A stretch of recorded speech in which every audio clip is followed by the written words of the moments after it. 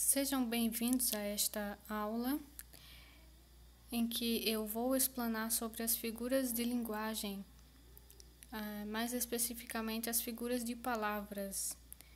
Vocês já escreveram sobre isso, eu acredito, e agora eu vou explicar detalhadamente o que é cada uma dessas figuras. Primeiramente, o que são as figuras de palavras? São assim chamadas as figuras de linguagem caracterizadas por dar novos sentidos às palavras, devido à capacidade de comunicar outras ideias e sentimentos. Vocês já sabem que as figuras de linguagem, elas estão no campo da conotação. Elas vão trabalhar o sentido figurado das palavras e das expressões. As figuras de palavras, elas vão se concentrar no sentido de palavras específicas. E aqui é o primeiro exemplo de figura de palavras, é a comparação. A comparação, ela ocorre quando se estabelece uma equivalência explícita entre um termo comparante e um comparado. Vejam aí o primeiro exemplo. Os cabelos da vovó são macios como a lã. Aqui há uma comparação, gente, entre os cabelos da vovó, que é o termo comparado, é aquele que está sendo comparado a alguma outra coisa, e essa outra coisa é a lã, né? A lã é o comparante. E notem que entre um termo e o outro, o termo comparado e o termo comparante, há uma palavrinha de ligação. Nesse caso aí é a palavra como. Esse como estabelece a comparação entre o termo comparante e o termo comparado. Os cabelos da vovó são macios como a lã.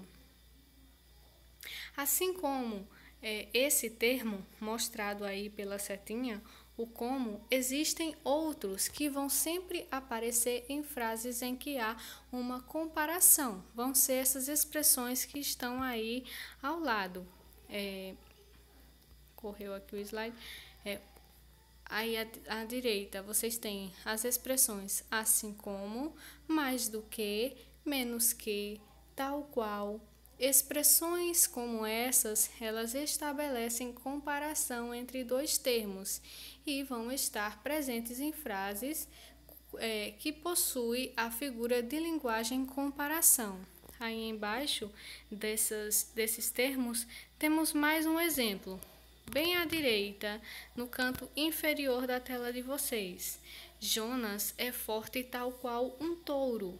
Notem, aí também há uma comparação. Há um termo comparante, um termo comparado e ambos são ligados por uma expressão de comparação, né? A expressão tal qual. Temos aí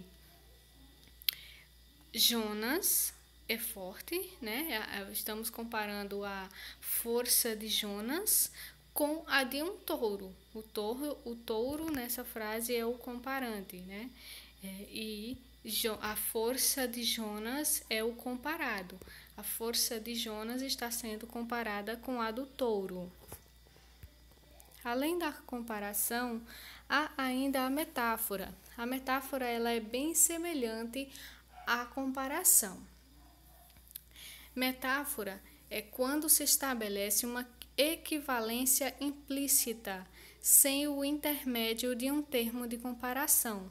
Baseia-se numa associação de ideias subjetivas e uma palavra deixa seu contexto normal para fazer parte de um outro contexto. Isso quer dizer o seguinte, que a metáfora também é uma espécie de comparação. Notem, numa comparação, a gente está estabelecendo semelhanças entre duas coisas que são, à primeira vista, completamente diferentes. Não é assim que funciona? A metáfora é a mesma coisa. Nós vamos encontrar semelhanças entre duas coisas ou dois seres que, à primeira vista, não tem nada a ver. Só que, quando a gente faz uma comparação, a gente deixa claro que está fazendo essa aproximação entre seres ou coisas diferentes. A metáfora, não. Ela não é assim tão clara. Ela não deixa tão claro que estamos comparando dois seres.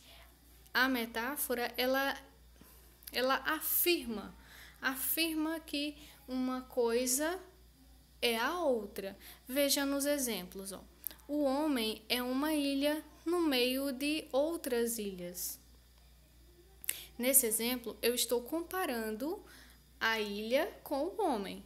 Assim como a ilha ela fica isolada no meio do mar ou no meio de um rio, o homem também é um ser solitário. É o que a frase quer dizer. Mas aí eu não deixo na frase claro que eu estou comparando o homem com a ilha. Notem que entre homem e ilha não há um termo de comparação, tá? Eu afirmo diretamente que o homem é uma ilha. É como se entre homem e ilha não houvesse diferença nenhuma. É como se as duas palavras fossem sinônimas e eu estivesse falando sobre a mesma coisa. Notem o segundo exemplo. Ela é uma flor. Aí eu não coloco como se eu estivesse comparando ela a uma flor, mas como se ela e a flor fossem a mesma coisa. Dá para entender a diferença? Na comparação, eu deixo claro que estou comparando. E na metáfora, essa comparação é implícita, tá? Existe uma comparação, mas a comparação é feita de um modo em que eu afirmo que o comparado e o comparante são a mesma coisa. Metonímia. Metonímia. Quando utilizamos uma palavra pela outra, não por ter equivalência de significado, mas por uma estreita relação de sentido. Há vários casos de metonímia. Veja, ocorre metonímia quando nós trocamos o autor pela obra. Exemplo, tive que ler Machado de Assis. Obviamente que eu não fui ler o autor em si, o escritor em si, ler a sua cabeça, ler o aspecto do seu corpo. Não, eu li as obras dele, mas aqui eu troco o título de uma obra que eu li, né, pelo nome do autor da obra. Então, isso é uma metonímia, quando a gente troca uma palavra pela outra, não por serem sinônimas, mas por existir uma relação de sentido entre elas. Então, quando eu troco o autor pela obra, ou quando eu troco o continente pelo conteúdo. Exemplo, bebi 2 taças de vinho. Óbvio que o que eu bebi não é a taça, não é? Eu estou afirmando aí que eu bebi 2 taças, mas não foi a taça, foi o conteúdo da taça, não é? Que era o vinho, nesse caso aí. O material pelo objeto. Exemplo, roubaram a prata da casa. O que eu quero dizer aí é que foram roubados os objetos de prata da casa. A marca pelo produto. Quero um bombril, por favor. O que eu quero é uma palha de aço, né? Da marca Bombril. A parte pelo todo. Comprei 10 cabeças de gado. É claro que eu não comprei só a cabeça do gado, né? Só as cabecinhas dos bois. Eu comprei os bois completos. Mas, em vez de dizer que eu os comprei como um todo, eu digo que eu comprei a cabeça do gado. A coisa por seu símbolo. Exemplo, a suástica paira sobre a Europa. A suástica é um símbolo, é o símbolo de uma filosofia chamada nazismo, uma filosofia política chamada nazismo, Então, quando eu digo que a suástica paira sobre a Europa, estou me referindo ao nazismo, né? E troco o nazismo pela suástica, pois a suástica é um símbolo desse movimento filosófico político que seria bom que já tivesse extinto e esquecido. A espécie pelo indivíduo. O homem foi à Lua. Aí eu quero dizer que alguns astronautas foram à Lua, não toda a população humana da Terra.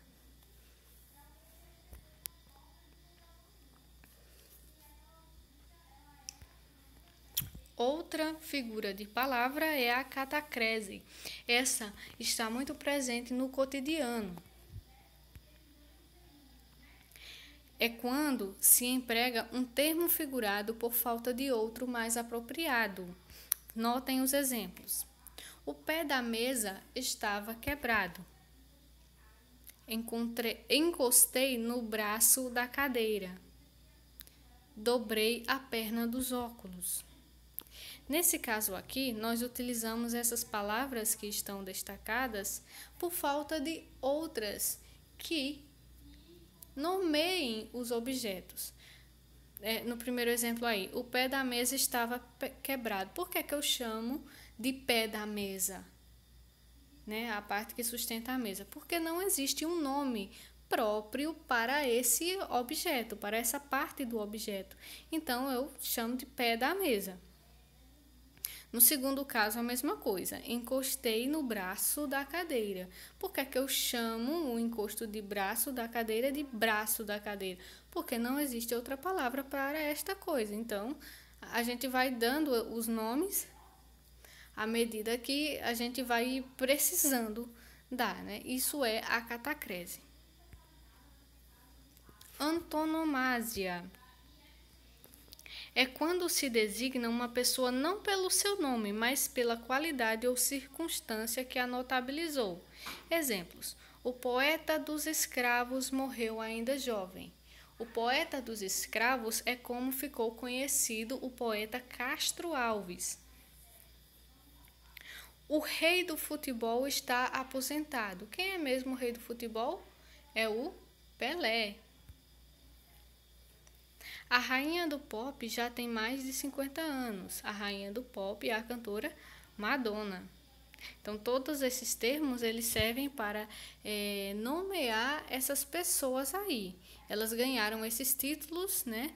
O poeta dos escravos, o rei do futebol e a rainha do pop, pelas coisas que eles fizeram e os tornaram conhecidos, né? O Castro Alves, ele escreveu diversos poemas falando sobre a escravidão e a condição do escravo.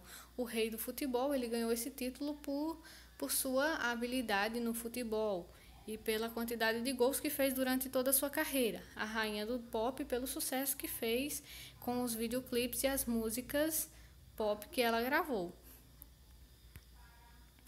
Sinestesia. Essa é uma das figuras de linguagem que eu acho mais legais. Ela é muito interessante na prática.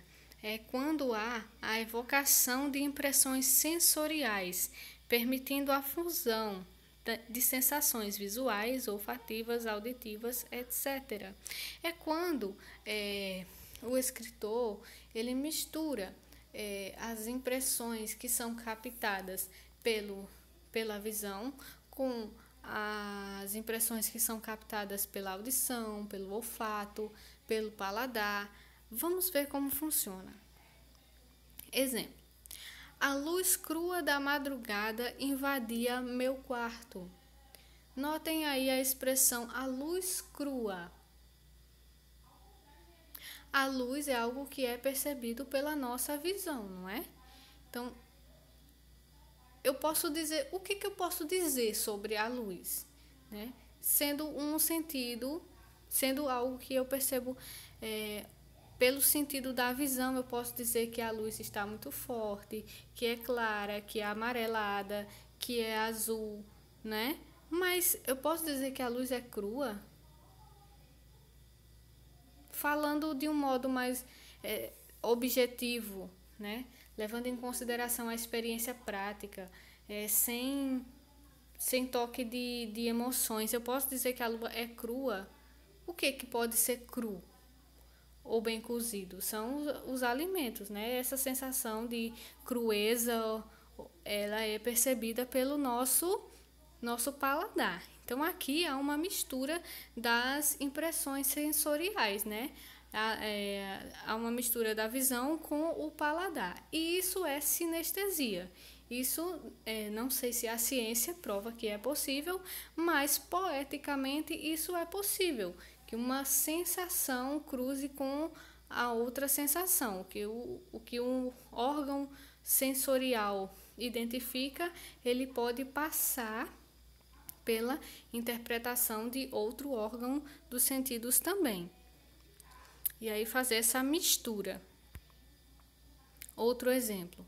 Vamos respirar o ar verde do outono. Bom, o ar a gente respira pelo nariz, que é o órgão do olfato, né? E as cores a gente percebe pela visão. E aqui é uma mistura da sensação de olfato com a sensação com o sentido da visão. Sempre havia ao amanhecer uma cor estridente no horizonte. Ué, como é isso? Uma cor estridente? A cor, como eu falei há pouco, é percebida pela visão. E o que seria então estridente? Estridente é um barulho muito forte, não é? Então, como é que a cor pode ter um barulho? Só os poetas entendem, né? Mas, enfim, diz aí que ao amanhecer sempre havia uma cor barulhenta no horizonte. Então, essas são as figuras de palavras, as figuras que dão conotação às palavras, a palavras dentro de um texto. Então, lembrando, as figuras de linguagem, elas são recursos expressivos, muito presentes nos poemas, nas letras de música, também no nosso dia a dia. Nós presenciamos, nós falamos e ouvimos algumas dessas figuras de linguagem no nosso cotidiano também. Mas elas são mais importantes para os textos poéticos. Então, devemos entender que essa expressividade